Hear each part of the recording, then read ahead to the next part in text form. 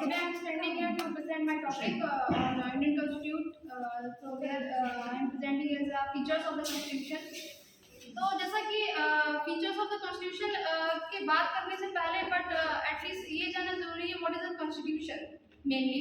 तो constitution is a legal supreme legal document which describes the procedures, codes and rules and regulation to formulate a government. संविधान एक हमारा जो लिखित दस्तावेज है जिसको मतलब कि पहले अडॉप्ट किया गया था एज 26 नवंबर 1949, बट इसको जो इनेक्ट किया गया वो 26 जनवरी 1950 को किया गया.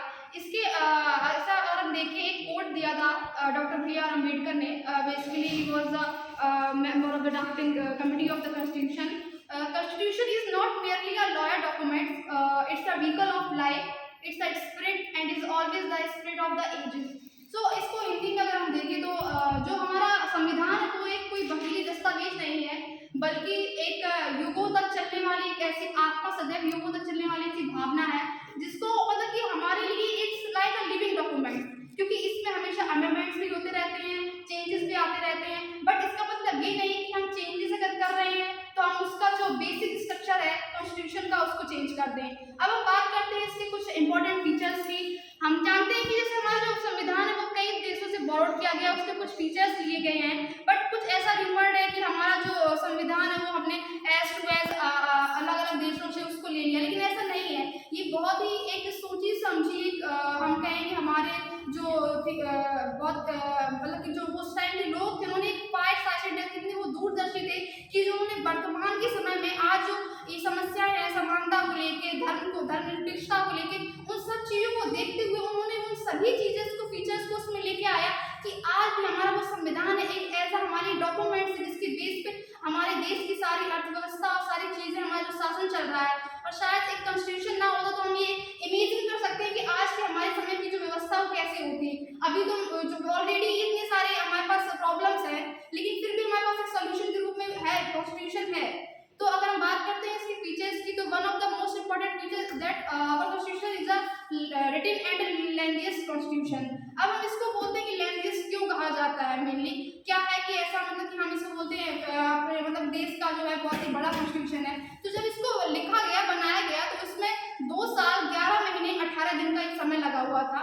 और जब इसको अडॉप्ट किया गया, इनेक्ट किया गया, at that time 95 articles, 8 schedule और 22 पार्ट्स थे, जो कि ये शो करते हैं कि कितना बड़ा संविधान रहा और इसमें किन किन चीज़ों को इंक्लूड किया गया था. फिर उसके नेक्स्ट बेस पे आते हैं फीचर्स जो है fundamental rights, most important features जिसको हमने यूएसए से अडॉप्ट किया और उसमें कुछ चेंजेस करके उसको अपने देश के लिए ऐसा बनाया कि जिसके बेस पे हम इंडिविजुअल राइट्स को सुरक्षित कर सकें.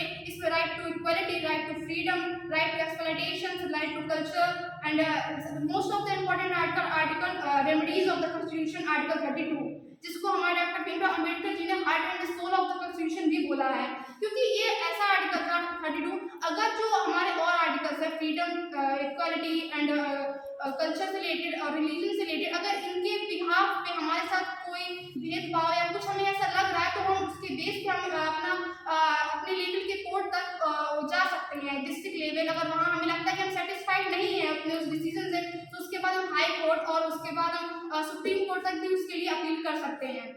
नेक्स्ट जो फीचर था डीपीएसपी, डायरेक्ट प्रिंसिपल जो आता था उसको हमने आयरलैंड से लिया हुआ था, जिसमें कि हम ये है कि वो एक स्टेट्स को अलाउड करता है कि वो पॉलिसीज ऐसी बनाए जो कि स्टेट के वेलफेयर के लिए काम कर सके. तो जो फंडामेंटल राइट्स था वो एक जस्टिफिएबल था और जो डीपीएसपी था वो नॉन जस्टिफिएबल था, क्योंकि हम हर राइट के लिए कोर्ट के पास नहीं जा सकते. वो इसीलिए तो नहीं बैठा हुआ है कि हाँ तुम्हारे पास अगर सोशल से लेकर इकोनॉमिकल से लेकर कोई भी अगर इनइक्वालिटी हो रही है तो इसके लिए जस्टिफिएबल रखा गया सिर्फ फंडामेंटल राइट्स को. और नेक्स्ट फीचर आता है हमारे पास सिंगल सिटीजनशिप. सिंगल सिटीजनशिप जो मेनली ये हमने लिया हुआ है ब्रिटेन से, जिसमें कि है कि हमारे पास हम अलग अलग स्टेट से लोग, हमारे पास कोई ये नहीं है कि एक हम कहते हैं ना कि हमारे पास यूनिटी इन डाइवर्सिटी, अलग अलग स्टेट से लोग हैं, उनकी अलग अलग भाषा है, अलग अलग कल्चर्स हैं. तो हमने एक ऐसी वो चीज़ रखी सिंगल सिटीजनशिप. आप कहीं से भी हो, इंडिया के किसी भी कोने से, लेकिन आपके पास आप ठहराएंगे you are an Indian. It doesn't matter कि what are your caste, what are your religion. तो ये एक बहुत ही अच्छा पॉइंट है कि हमारे पास एक सिंगल सिटीजनशिप है. जबकि अगर हम देखें अमेरिका में तो वहाँ पे सिटीजनशिप में, स्टेट के अकॉर्डिंग वहाँ पर डुअल सिटीजनशिप चल रही है, बट हमारे देश के लिए बहुत ही अच्छी बात है कि हमारे पास सिंगल सिटीजनशिप है। नेक्स्ट फीचर की अगर हम बात करें तो हम देखेंगे we have a parliamentary form of government, जिसमें कि जो कि हमने ब्रिटेन से लिया हुआ पार्लियामेंट्री फॉर्म ऑफ गवर्नमेंट, जिसके अंदर लोकसभा, राज्यसभा और प्रेसिडेंट अपने अलग अलग लोकसभा में से हम अपने लोअर हाउस ऑफ द बोलते हैं parliament, and upper house of the parliament है उसको राज्यसभा और प्रेसिडेंट। तो ये तीनों बॉडीज जो हैं अपना अपने अपने लेवल पे पार्लियामेंट्री फॉर्म ऑफ गवर्नमेंट को रेगुलेट करती हैं, जिससे कि हमारी जो शासन व्यवस्था है मेजॉरिटी रूल पे चलती है, कोई एक अधिकार नहीं है, कोई माइनॉरिटी रूल नहीं है, सबके अपना अपना वोट देके लोग यहाँ पे शासन व्यवस्था चल रही है। जिसमें अगर वोट की बात करें तो वी हैव अ यूनिवर्सल एडेड फ्रेंचाइज, जिसमें कि अगर आप 18 एजेस के हैं तो आप अपना फ्रीली वोट कर सकते हैं किसी भी पार्टी को। It doesn't matter what is your caste, what your race, what your colour, you have freely vote to the establishment of the government. तो इस एक ये अधिकार हमारे पास हम सबके पास में है। अगर बात करें कि नेक्स्ट फीचर की तो we have a federal as unitary features. अगर हम फेडरल की बात करें तो it means that we have a government on the both levels, as central as well as the state. Central level पे भी हमारी सरकार काम कर रही है और स्टेट लेवल पे भी काम कर रही है।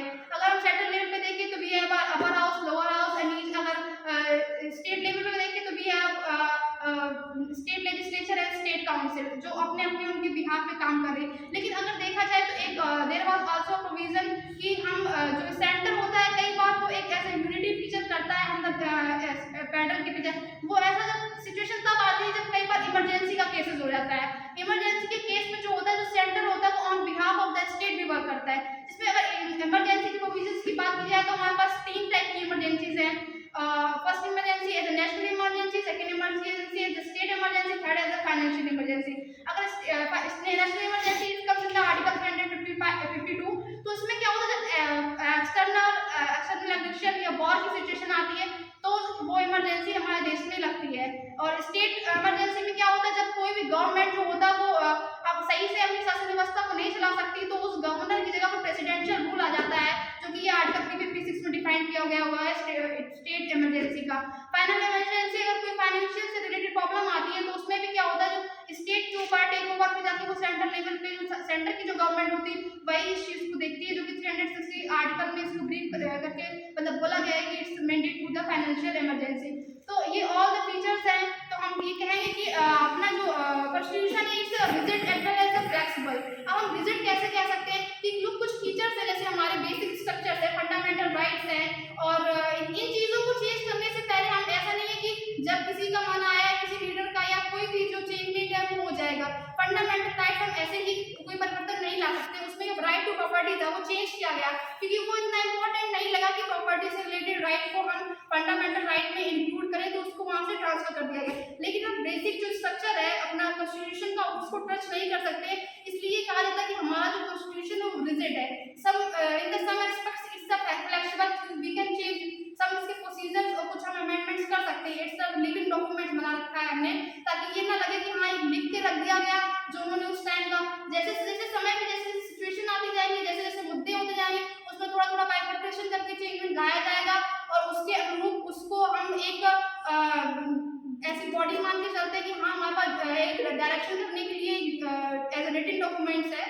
So overall these are the features of our constitution. Thank you.